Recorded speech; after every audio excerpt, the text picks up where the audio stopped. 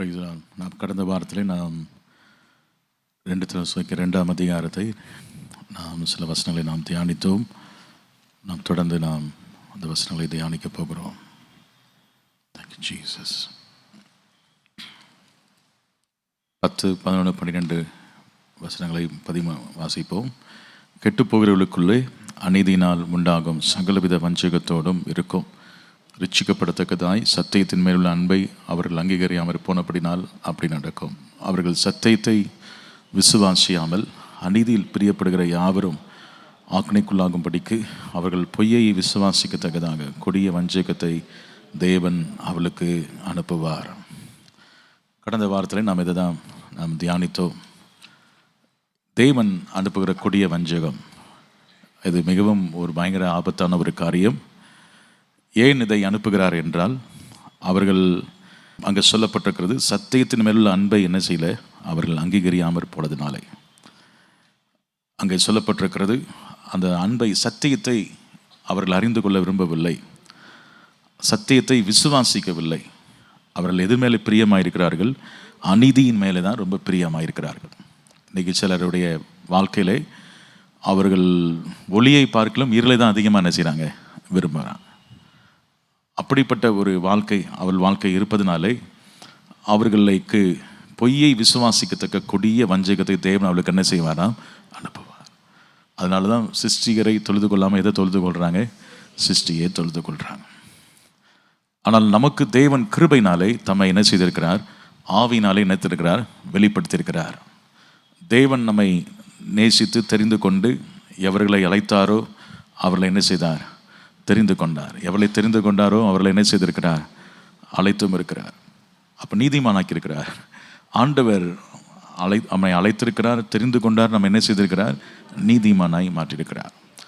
அப்போது அடுத்ததாக என்ன செய்வார்? மகிமையை என்ன செய்வார்? படுத்தியிருக்கிறார். இந்த நாளிலும் கூட நம்ம இந்த பொய் கெட்டு போகிறவர்கள் ஏன் கெட்டு போனார்கள் என்பதை போன வாரத்தில் நான் சொன்னேன். யாரெல்லாம் கெட்டு போனது? யூதாஸ் என்ன செஞ்சான்? கெட்டு போனான். ஏனென்றால் அவன் பிசாசுக்கு என்ன செய்தான்? இடம் கொடுத்தபடினாலே அவன் கெட்டு போனான் என்பதை பார்த்தோம். கெட்டு போகிறவர்களுக்கு எந்த உபதேசம் பைத்தியமாக இருக்கும்? சிலுவை பற்றி உபதேசம் கெட்டு போகிறவர்களுக்கு எப்படி இருக்கும்? பைத்தியமாக இருக்கும். ஆனால் நமக்கு எப்படி இருக்கிறது? சிலுவை பற்றி உபதேசம்னா, இன்னைக்கு ஆண்டவராக இயேசு சொன்னார், ஒருவன் என்னை பின்பற்றி வரவினால் தன்னைத்தான் என்ன செய்யணும்? வெறுத்து அவன் தன் சிலுவை எடுத்துக்கொண்டு என்னை பின்பற்ற கடவன். இது யாருக்கு பிரியமாக இருக்காது? இப்போ உள்ள தலைமுறைக்கு என்ன செய்யாது? பிரியமாக இருக்காது. அவங்க என்ன சொல்கிறாங்க? ஜெபம் பண்ணுவாங்க, உபவாசம் கூட இருப்பாங்க, ஆனால் தங்களுடைய இச்சை நிறைவேறதுக்கு அதுதான் இருப்பாங்க. ஆனால் சிலுவை என்பது நம்முடைய ஆசை இச்சைகளை அறைவது. கிறிஸ்துவுடையவர்கள் தங்கள் ஆசைகளையும் இச்சைகளையும் என்ன செய்திருக்கிறார்கள்? சிலுவையிலே அறைந்திருக்கிறார்கள். இந்த உபதேசத்துகளே இராதவர்கள் அவர் தான் கெட்டு போகிறவர்கள். அவங்களுக்கு எல்லாமே பயங்கரமாக இருக்கும். அவங்களுக்கு சொல்கிற தீர்க்கதரிசனம்லாம் எப்படி இருக்குன்னா, அவங்க நீ அப்படி இருப்ப இப்படி இருப்ப அப்படின்னு சொல்லி என்ன செய்வாங்க? சொல்லுவாங்க. ஆனால் உண்மையாகவே ஒரு தேவனுடைய பிள்ளை, அவர்கள் வேதத்தில் பெரிய தீர்க்கதரிசி, அவன் என்ன தெரியுமா சொன்னான்? இவன்கிட்ட போய் ஏரோது ராஜிட்ட போய், அவர் ராஜானா நம்ம என்ன பண்ணியிருப்போம்? நீ நல்ல தீர்க்கதரிசனம் சொல்லியிருப்போம். வேணா கர்த்தர் பார்க்குறேன், இன்னும் ஒரு தேசத்தை கர்த்தர் உனக்கு சேர்த்து கொடுப்பார். ஆண்டவர் இப்படி ஒரு பயங்கரமான, இப்பொழுது இருக்கிறதை பார்க்கலாம் ஒரு பெரிய அரண்மனையை நான் பார்க்கிறேன், ஒரு பயங்கரமான தங்கம்லாம் பல தேசத்திலிருந்து வருகிறது, இறக்குமதி அதை பார்க்குறேன் அப்படின்னு நம்ம அடிச்சு விட்டுருப்போம். நிறைய இப்போ உள்ள தீர்க்க தேசங்கள் அப்படி தான் செய்கிறாங்க. ஆனால் அவன் சொன்னான், என்னதுமா சொன்னான்? நீ உன் சகோதரன் மனைவியை வைத்திருப்பது தப்பு அப்படின்னு சொன்னான். செவிட்டில் அரைஞ்ச மாதிரி கொடுத்தான். இயேசு சொல்லுகிறார், எல்லா யோவான் ஸ்தானத்தை பார்க்கும் பெரிய தீர்க்க தேசி யாருமே கிடையாது அப்படின்னு சொல்கிறார். அப்போ சத்தியத்தை சத்தியமாக சொல்லுகிற ஆட்கள் இன்னைக்கு மிகவும் குறைவு. அப்போது இந்த நாட்களில் நம்ம அவன் கெட்டு போகிறவங்க எதை போய் கெட்டு போகிறாங்கன்னா, கொடிய வஞ்சகத்தை கர்த்தர் அனுப்புகிறார். திருச்சபைகளுக்கும் யாரெல்லாம் இந்த பொய்யை நம்ப ஆரம்பிச்சிட்டாங்களோ கெட்டுப்போன்னு விட்டுருவார் ஆண்டவர்.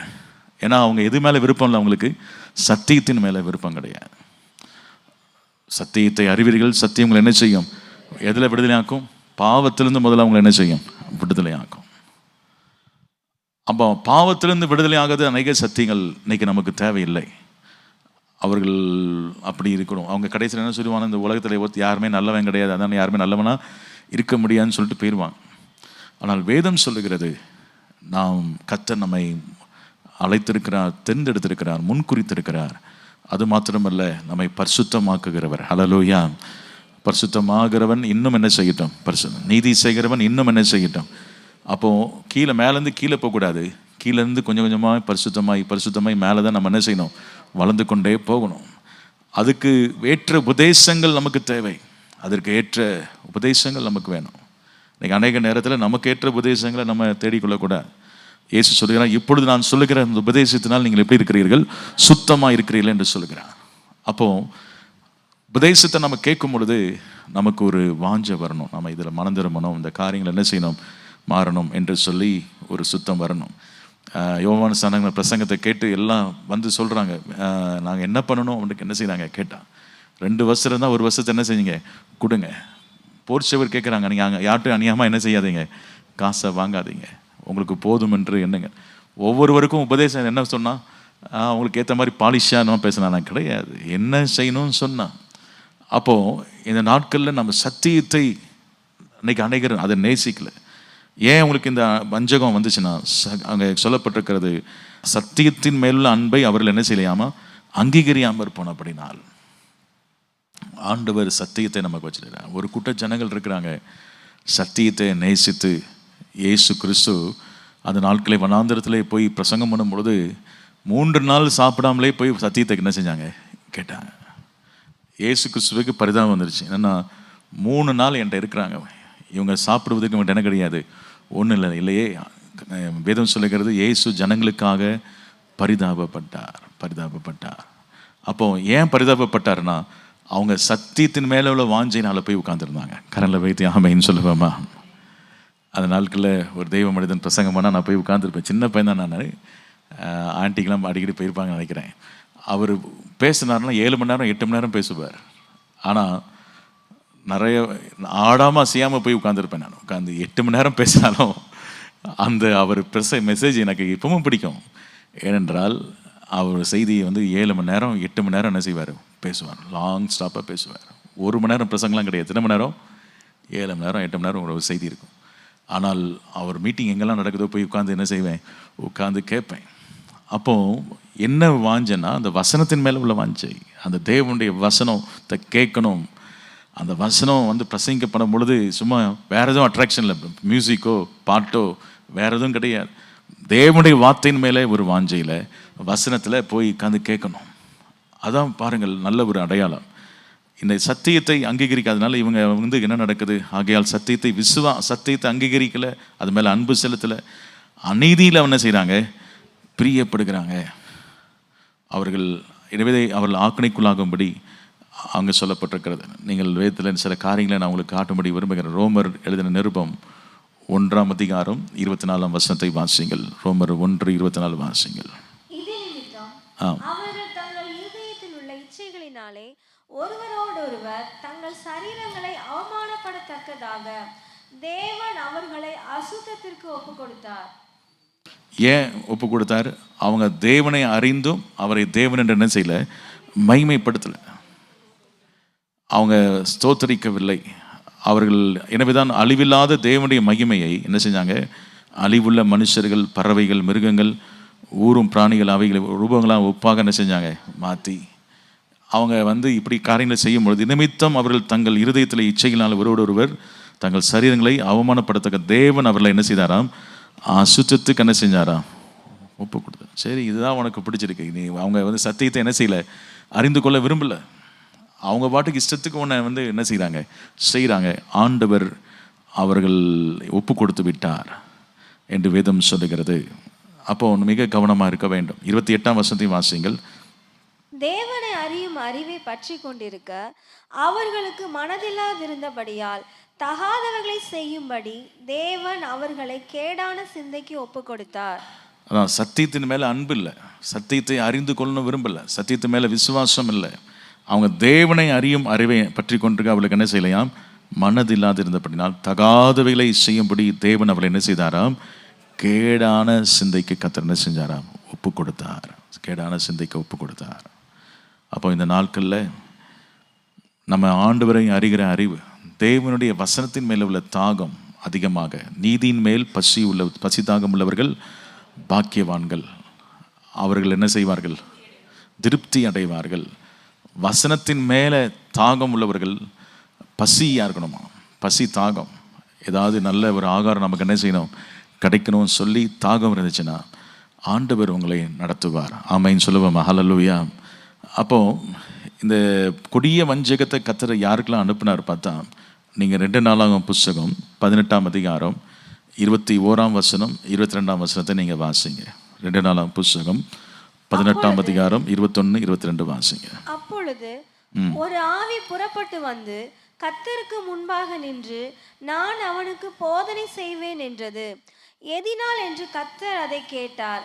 அப்பொழுது அது, நான் போய் அவனுடைய தீர்க்கதரிசிகள் எல்லாரின் வாயிலும் பொய்யின் ஆவியாய் இருப்பேன் என்றது. அதற்கு அவர், நீ அவனுக்கு போதனை செய்து அப்படி நடக்க பண்ணுவாய், போய் அப்படியே செய் என்றார். ஆனதினால் கர்த்தர் பொய்யின் ஆவியை இந்த உம்முடைய தீர்க்கதரிசிகளின் வாயிலே கட்டளையிட்டார். கர்த்தர் உம்மை குறித்து தீமையாக சொன்னார் என்றான். இங்கே நாம் பார்க்கிறோம், இந்த ஆகாப் ஒரு துன்மார்க்க ராஜா. அவனை ஆண்டவர் அவனுடைய வாழ்க்கையில் அவன் எந்த ஒரு நன்மையும் செய்ததில்லை. அவன் எல்லாம் தேவனுக்கு பிரியமில்லாத காரியங்களை என்ன செஞ்சான்? ஏராளமான காரியங்களே செய்தான். பாகால் வணக்கங்களுக்கு இடம் கொடுத்தான். தேசத்தை அவன் மிகவும் மோசமான காரியங்களை செய்தான். இப்படிப்பட்ட ஒரு தீர்க்கதரிசி அவனுடைய வாழ்க்கையில் அவனை அழிப்பதற்கு கர்த்தர் இந்த கொடிய வஞ்சகத்தை கர்த்தர் என்ன செய்கிறார்? அனுப்புகிறார். அந்த தீர்க்கதரிசி எல்லாரும் போய் என்ன செய்தாங்க? அவனுக்கு ஏற்ற மாதிரி தான் என்ன செஞ்சாங்க? தீர்க்க தரிசனம், பொய் தீர்க்க தரிசனம் சொன்னாங்க. பொய் தீர்க்க தரிசனம் எல்லாரும் சொல்லிட்டாங்க, நீ நல்லா இருப்பா, அப்படி இருப்ப, இப்படி இருப்பன்ட்டு. ஆனால் அங்கே சொல்லப்பட்டிருக்கிறது, கெனையாவின் குமாரனாகிய சிதேக்கியா கிட்ட வந்து மிகாவை கணத்தில் அடித்து, கர்த்தருடைய ஆவி எந்த வழியா என்னை விட்டு உன்னோடு, அந்த மிகையா என்கிறவன் தான் கரெக்டாக என்ன செய்வான்? சொல்லுவான். மற்ற எல்லாரும் தப்பு தப்பாக என்ன செய்வாங்க? பொய் தீர்க்க தரிசனம் சொல்லுவாங்க. தேவனை இதை அனுமதிப்பார். ஏன் அனுமதிக்கிறாருன்னா, இவங்க வந்து உண்மையை விட எதை தான் விரும்புகிறாங்க? பொய்யை தான் விரும்புகிறாங்க. ஏதேன் தோட்டத்தில் அதான் நடந்துச்சு. ஆண்டவருடைய சத்தியத்தை அவங்க விரும்பலை.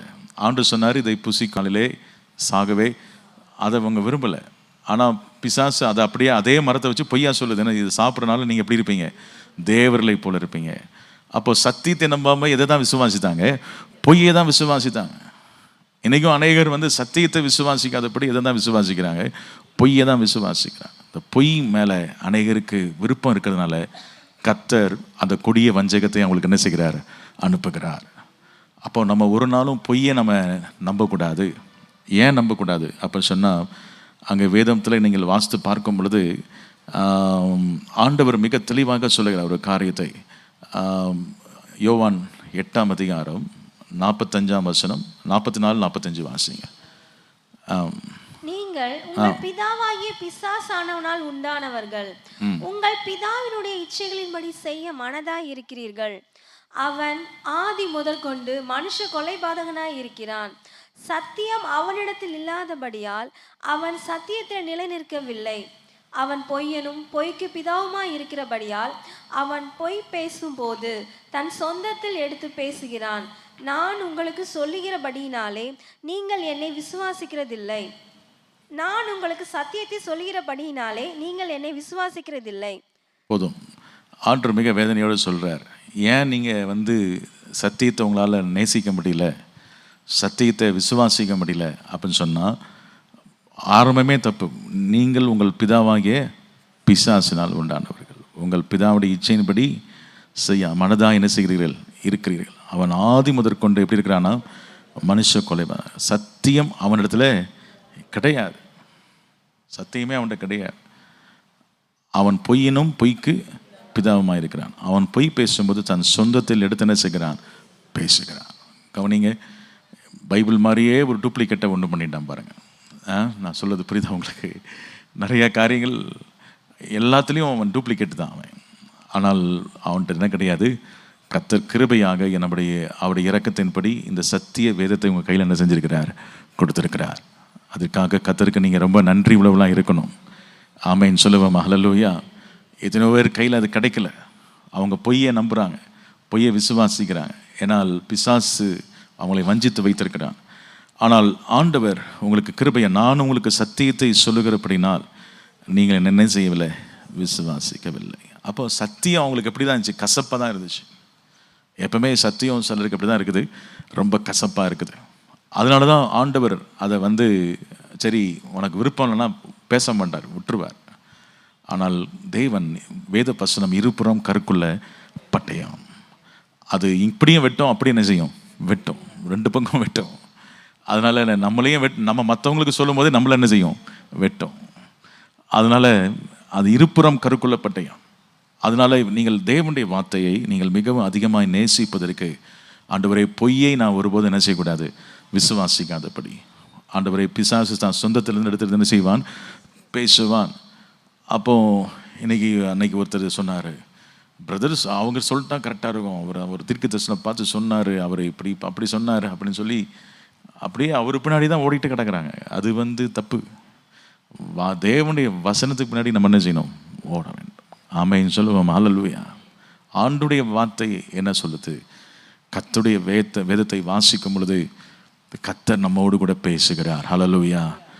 அவர் நமக்கு வழிகாட்டுகிறார். நம்முடைய கால்களுக்கு அது தீபமாக இருக்கிறது, வெளிச்சம் கொடுக்கிறது. எனவே இந்த நாளிலும் இந்த பொய் எல்லாவற்றிலும் கர்த்தர் நமக்கு என்ன செய்யணும், விடுதலை தரணும்.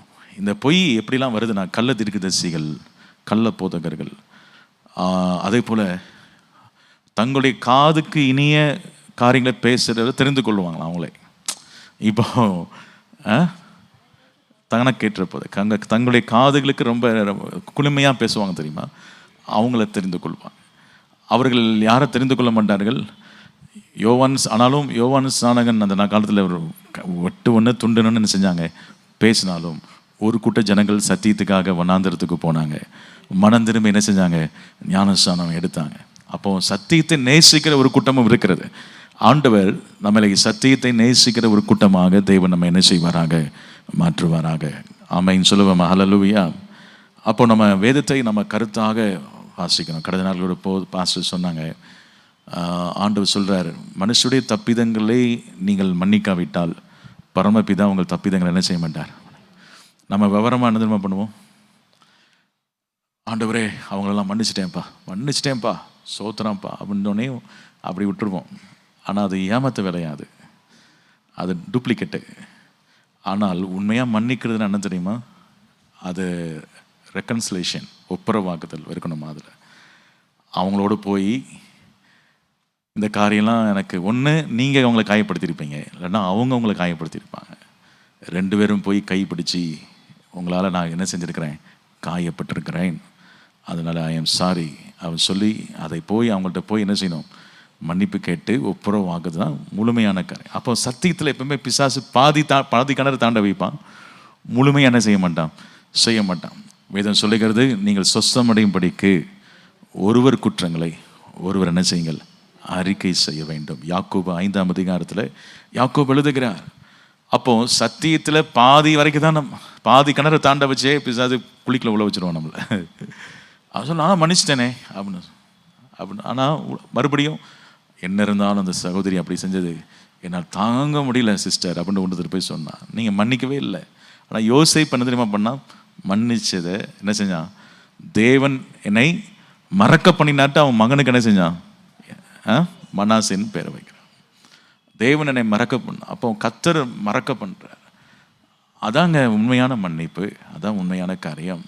அப்போ அரைக்கிணறு நம்ம என்ன செய்யக்கூடாது, தாண்டாமல் முழுமையாக கர்த்தரை விசுவாசிக்க கர்த்தர் நமக்கு என்ன செய்வாராக, கிருபைகளை தருவாராக. கரங்களை வைத்து ஒரு நிலையில சொல்லுவோமா. அப்போ இந்த நாட்களில் சத்தியத்தை நாங்கள் அறியணும், அதை கை கொள்ளணும், அதன்படி என்ன செய்யணும், நடக்கணும். அப்படி நடக்க கர்த்தருடைய வேதத்தின் நடக்கிற உத்தம மார்க்கத்தார் பாக்கியவான்கள், அவர்கள் அநியாயம் செய்வதில்லை. அப்புறம் அவர்கள் கர்த்தருடைய வழியில் என்ன செய்கிறார்கள், நடக்கிறார்கள். அப்போ அந்த தேவனுடைய வசனத்தின்படியே வாழ்வதற்கு நம்ம என்ன செய்யணும், ஒப்பு கொடுத்து இப்படி அது நமக்கு ஒரு ஷார்ட்கட் கண்டுபிடிச்சி உள்ளே போயிடக்கூடாது.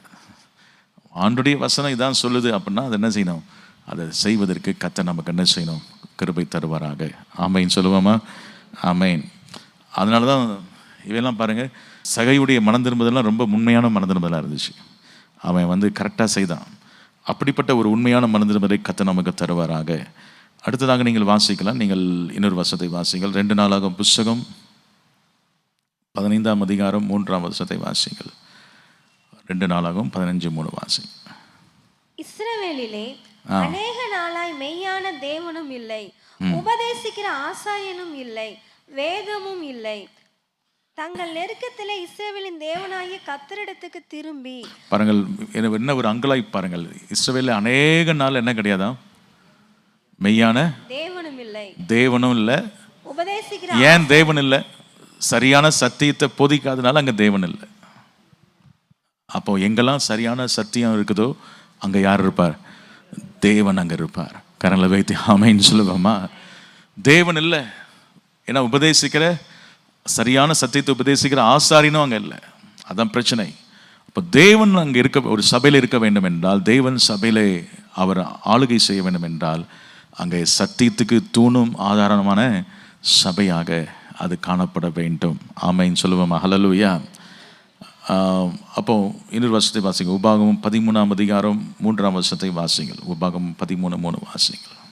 அந்த தீர்க்கதரிசியாகிலும் அந்த சொப்பனக்காரனாகிலும் சொல்லுகிறவர்களை கேளாதிருப்பீர்களாக. உங்கள் தேவனாகிய கர்த்தரிடத்தில் நீங்கள் உங்கள் முழு இருதயத்தோடும் உங்கள் முழு ஆத்துமாவோடும் அன்பு கூறுகிறீர்களோ இல்லையோ என்று அறியும்படிக்கு உங்கள் தேவனாகிய கர்த்தர் உங்களை சோதிக்கிறார். பாருங்கள், தேவனாகிய கர்த்தர் நம்மளை என்ன செய்கிறாரா? எப்படி சோதிக்கிறாரு சொல்லுங்க. அங்கே சொல்லப்பட்டிருக்கிறது, அந்த தீர்க்கதரிசியாலும் அந்த சொப்பனக்காரன் சொல்லுகிற வேலை நீங்கள் என்ன செய்யாதீங்க? கேட்காதீங்க. ஆமாம், உங்கள் தேவனாகிய கர்த்தரை நீங்கள் முழு இருதயத்தோடும் உங்கள் முழு ஆத்மாவோட என்ன செய்கிறீங்க? அப்போது எப்படியும் வாழலாம், நான் அப்படி இருப்பேன், அதுக்கேற்ற மாதிரி ஒருத்தங்க தீர்க்கதரிசி சொன்னாங்கன்னா அது என்னது கரெக்டு கிடையாது. நம்முடைய வாழ்க்கையில் என்னென்னா முழு இருதயத்தோடும் முழு ஆத்மாவோடும் தேவனிடத்தில் என்ன செய்யணும்? அன்பு கூற வேண்டும். அப்போ பாருங்கள், அதுக்கு தடையாக அநேக காரியங்கள். இப்போ ஒரு சத்தியம், சரியான சத்தியம்னு சொல்லி எப்படி கண்டுபிடிப்பேன்? நான் எனக்கு கற்றுக் கொடுத்தவங்க சொல்லி கொடுத்து நான் சொல்கிறேன். தேவனை அதிகமாக நேசிக்க வைக்குமா அந்த சத்தியம். அதான் உண்மை. ஆனால் பொய்யான சத்தியம் எப்படி கண்டுபிடிப்பீங்கன்னா, உலகத்தை அதிகமாக நேசிக்க வைக்கும். நம்ம சபையில் கொடுக்குற சத்தியம் உலகத்தை நேசிக்க வைக்குதா? தேவன் அதிகமாக நேசிக்க வைக்குதா? நீங்கள் போய் நான் சொல்கிறதுக்காக சொல்லக்கூடாது. ஏன்னா நீங்கள் உலகத்தை நேசிக்க வைக்கிறதா நான் தான் மாறணும், அவ்வளோ வேறையே கிடையாது. பாருங்கள், நம்முடைய சபையில் சொல்லுகிற சத்தியம் யார் அதிகமாக நேசிக்க வைக்கணும்? தேவன்கிட்ட நெருங்கி வர வைக்கும். ஆண்டவரை நேசிக்கும். ஒரு பொய்யான சத்தியம் வேதம் சொல்லுகிறது, உலகத்தில் உள்ளவையில் என்ன செய்யாதீர்கள்? அன்பு கூறாதீர்கள். ஏன்னா ஒரு நாள் இந்த உலகம் இருக்காதுங்க, எல்லாம் படபடன்னு என்ன செஞ்சிடும்? அழிஞ்சிரும். ஆனால் காணப்படாதவைகள் நித்தியமானவைகள், காணப்படுகிறவைகள் அநித்தியமானவைகள். அப்போ காணப்படாதவைகள் நித்தியமானவைகள். அங்கே காணப்படாத பரலோகம், காணப்படாத நித்தியம் எல்லாம் அதுக்காக நாம் என்ன செய்கிறோம்? காத்து கொண்டிருக்கிறோம். அப்போ இந்த நாளில் அதுக்காக ஜெபம் பண்ணி, ஆண்டவரே இந்த உலகம்லாம் மாயை, ஆண்டவரே இந்த உலகத்தில் நாம் இருந்தாலும் யார் கிடையாது? உலகத்தார் இல்லை. எல்லாமே இருந்தாலும் அது மேலே நம்ம மனசு என்ன செய்யக்கூடாது? இருக்கக்கூடாது. சிலருக்கு பணம் இருந்தால் தான் சந்தோஷமாக இருப்பாங்க. அவங்களுக்கு கொஞ்சம் குறைஞ்சிட்டாலே டென்ஷன் ஆகிடுவாங்க. இருந்தாலும் ஒன்று தான், இல்லாட்டினாலும் ஒன்று தான். எல்லாம் எப்பயும் போல் நம்ம சந்தோஷமாக என்ன செய்யணும்? இருப்பதற்கு கர்த்தர் நமக்கு என்ன செய்வாராக? கிருபை தருவாராக. அப்போ இந்த உலகத்தை நேசிக்கிற ஒரு கூட்டம், பொய்யான சத்தியங்கள் உலகத்தை நேசிக்க வைக்கிறது. தேவனை விட்டு அது என்ன செய்கிறது? கொஞ்சம் கொஞ்சமாக. அங்கே பவுல் கூட வருத்தப்படுவார். 2 பேர் அவங்க என்ன செய்வாங்க? விட்டு விலகி போயிடுவாங்க. யார்? இம்னையும் அவங்க 2 பேர் சத்தியத்தை விட்டு என்ன செய்வாங்க? விலகி போயிடுவாங்க. ஏன்னா அவங்க இந்த உலகத்தின் மேலே ஆசை வச்சு போயிடுவாங்க. எது மேலே ஆசை வச்சு போயிடுவாங்க? உலகத்தின் மேலே ஆசை வச்சு 2 பேர் பவுல் அங்கே சத்தியத்தை விட்டு விலகி போயிடுவாங்க. இன்றைக்கி அநேகர் அப்படி தான் இருக்கிறாங்க. இதெல்லாம் நடக்குமா? அப்போ ஆண்டவருக்காக எதையும் நாங்கள் செய்வதற்கு ஆயத்தம், ஆண்டவருக்காக எதையும் விடுவதற்கு ஆயத்தம். எங்களுக்கு தேவை ஆண்டவரை முழு இருதயத்தோடு நாங்கள் என்ன செய்யணும்? நேசிக்க வேண்டும் என்று சொல்லி யார் தங்களை அர்ப்பணிக்கிறார்களோ அவங்க சத்தியத்தை நேசிக்கிறவர்கள். ஆமென் சொல்லுவோமா? ஹல்லேலூயா. அப்போ இந்த நாட்களில் நம்ம அதுக்காக ஜெபம் பண்ணணும். யாத்திராகமம் 33:19 வாசிங்கள். யாத்திராகமம் 33:19 வாசிங்கள். அதற்கு அவர், என்னுடைய தயை எல்லாம் நான் உனக்கு முன்பாக கடந்து போக பண்ணி கர்த்தருடைய நாமத்தை உனக்கு முன்பாக கூறுவேன். எவன் மேல் கிருபையாயிருக்க சித்தமாய் இருப்பேனோ அவன் மேல் கிருபையாய் இருப்பேன். எவன் மேல் இரக்கமாய் இருக்க சித்தமாய் இருப்பேனோ அவன் மேல் இரக்கமாய் இருப்பேன் என்று சொல்லி. பாருங்கள், ஆண்டவர் உங்களையும் என்னையும் தேர்ந்தெடுத்திருக்கிறார். அல்லேலூயா. அது எப்படி அதை தெரியும்னா, அவர் உங்களுக்கு சத்தியத்தை கொடுத்திருக்கிறார். அல்லேலூயா. சத்தியத்தை நீங்கள் நேசிக்கிறபடினாலே அவருடைய இரக்கம் தயவு யாருக்கு இருக்கிறதோ, பூமியில் உள்ள எல்லாரையும் அவர் தெரிந்து கொள்ளவில்லை. வேதம் சொல்லுங்க, அழைக்கப்பட்டவர்கள் அநேகர், ஆனால் தெரிந்து கொள்ளப்பட்டவர்கள் சிலர். அந்த எவன் மேல் நான் இரக்கமாக இருக்க சித்தமாக இருக்கிறேன் அவர் மேல் என்ன செய்வேன்? இரக்கமாக இருப்பேன். எவன் மேல் கிருபையாக இருக்க சித்தமாக இருப்பேன் அவர் மேல் இருப்பேன், கிருபையாக இருப்பேன். அப்போ அந்த கிருபைனாலே அது நம்ம கிரியினால் வர்றதில்லை. எப்படி கம்ப்ளீட்டாக எப்படி வருது? தேவனுடைய அந்த ஈவுனால் வருது. அவருடைய முன்னறிதல், முன்குறித்தல், அவர் உங்களை அழைத்திருக்கிறார். நீங்கள் அவரை தெரிந்து கொள்ளவில்லை, அவர் உங்களை என்ன செஞ்சிருக்கிறார்? அப்போது என்னென்னா, நீங்களாம் இப்போ உட்கார்ந்து இந்த வேதத்தெல்லாம் வாசித்து சத்தியத்தை அறிகிறீங்கன்னா உங்கள் மேலே வச்ச கிருபை தான். அவருடைய மேலே இறக்கம் தான். எத்தனை பேர் அதை விசுவாசிக்கிறீங்க? அதற்கே கர்த்தருக்கு நீங்கள் என்ன செய்யணும்? நன்றி சொல்லணும். ஆண்டவர் இனி வரும் அந்த கோபாக்கணிலிருந்து உங்களை என்ன செய்திருக்கிறார்? ரட்சித்திருக்கிறார். ஆண்டவர் உங்களை காப்பாற்றி இருக்கிறார். அப்போது அதை விசுவாசிக்கிறோம், அவருடைய சத்தியத்தை விசுவாசிக்கிறோம். அவர் எனக்காக சிலுவையில் எல்லாவற்றையும் செஞ்சு என்ன செஞ்சிட்டாரு? முடிச்சிட்டார். நான் அடைய வேண்டிய தண்டனை, ஆக்கணி திருப்பு எல்லாவற்றையும் நிறைவேற்றினதுனாலே அவர் என்னை பாவத்தெல்லாம் மன்னித்துட்டார். எல்லாவற்றையும் அவர் என்னை விட்டு அகற்றி விட்டார். அது மேலே அந்த விசுவாசம் பாருங்கள். சிலுவையிலே அவர் நமக்காக செய்து முடித்ததை விசுவாசிக்கிற அந்த விசுவாசம், அந்த சத்தியம், சிலுவையின் உபதேசம், அது கெட்டு பொருளுக்கு தான் பைத்தியம். நமக்கு எப்படி இருக்கிறது? தேவனுடைய பலனாக இருக்கிறது. அப்போது இந்த வசனங்களை கொடிய வஞ்சகத்தை கர்த்தர் அனுப்பிட்டாருன்னா என்ன செய்ய முடியும்? யார் தப்ப முடியும்? ஏன் அனுப்புகிறாரு? அவங்க போய் தான் என்ன செய்கிறாங்க? விரும்புகிறாங்க. அவங்க சத்தியத்தை என்ன செய்யலை? விரும்பலை. அப்போ சத்தியத்தை நாம் கேட்கும்படி நாம் அதிகமாக தேவ சமூகத்தில் என்ன செய்யணும்? காத்திருந்து ஜெபிக்கணும். ஆண்டோட கேளுங்கள், அப்பொழுது உங்களுக்கு என்ன செய்யப்படும்? இன்னும் எனக்கு சத்தியத்தை போது. உங்களுக்கு சத்தியத்தை நல்லா போதிக்கிற ஒரு நபர் யார் தெரியுமா? உங்களுக்குள்ள இருக்கிற ஆவியானவர் சகல சத்தியத்தையும் உங்களுக்கு என்ன செய்வார்? போதிப்பார். அல்லேலூயா சொல்லுவோமா? ஆமென். நான் பார்த்துருக்கிறேன் பல முறை. சில வசனத்துக்கு நான் போராடிட்டு இருப்பேன், அர்த்தமே தெரியாது. ஆனால் இங்கே நிற்கும் பொழுது அந்த பேசிகிட்டு இருக்கும்போதே அந்த வசனத்துக்கு அர்த்தம் தெரியும். ஆண்டு சொல்லி கொடுப்பாரு. அப்போது எனக்கு ஆச்சரியமாக இருக்கும், இவ்வளோ நேரம் போராடி அது இந்த வசனத்துக்கு என்ன செய்யலை? அர்த்தத்தை சரியாக கண்டுபிடிக்க முடியல. ஆனால் சில சமயம் இங்கே பேசிகிட்டு இருக்கும் பொழுதே அந்த ஆவியானவர் அந்த வசனத்தை என்ன செய்வார்? விளக்கி நமக்கு கொடுப்பார்.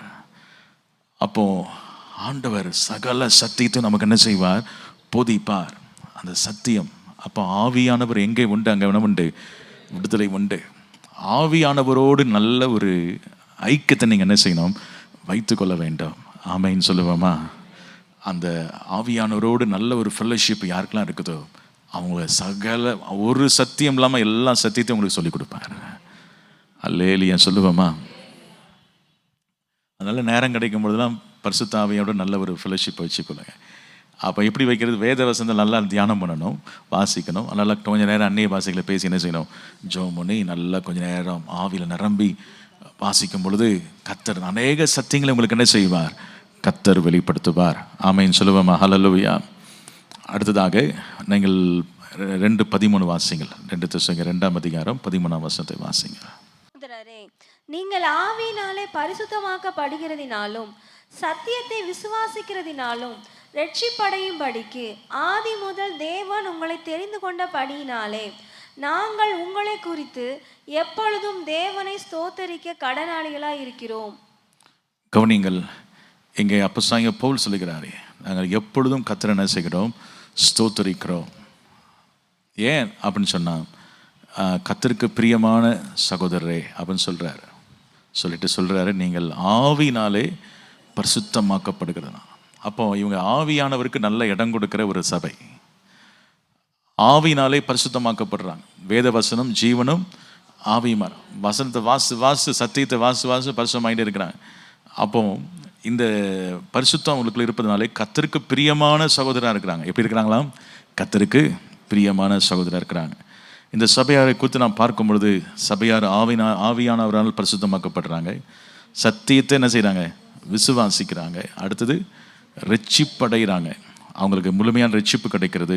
ஆதி முதல் தேவன் அவர்கள் என்ன செஞ்சிருக்கிறாரு? தெரிந்து கொண்டிருக்கிறார். இதற்காக பவுல் அவர்கள் என்ன செய்தாராம்? கர்த்தரை ஸ்தோத்தரித்தார். ஆமென் சொல்லுவோம். ஹல்லேலூயா. அப்போ இந்த ரட்சிப்பு என்று சொல்லும் பொழுது நீங்க தீர்மானம் பண்ணதா, தேவன் தீர்மானம் பண்ணதா?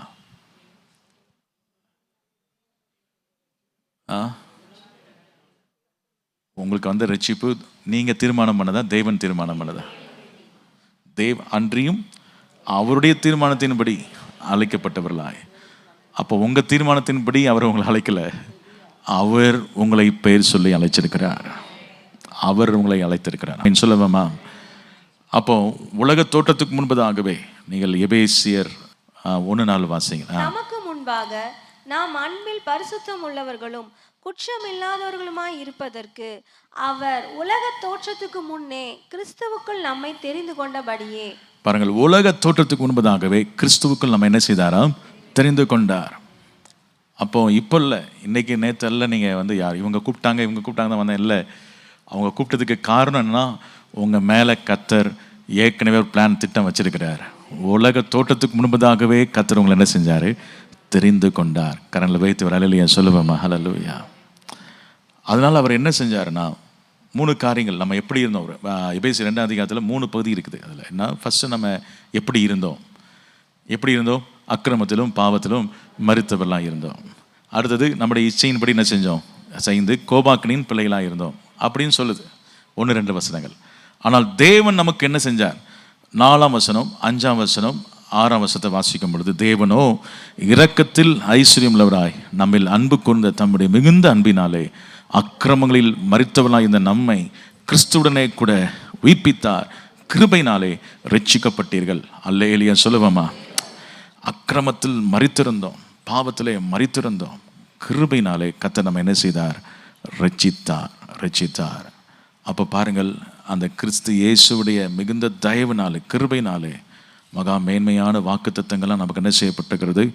கொடுக்கப்பட்டிருக்கிறது.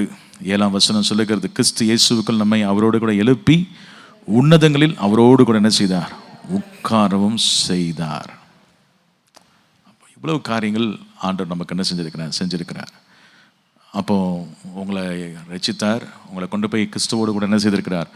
உட்கார வைத்திருக்கிறார். இதெல்லாம் ஆண்டுடைய தெரிந்தெடுப்பும் அன்பை என்ன செய்கிறது? காட்டுகிறது.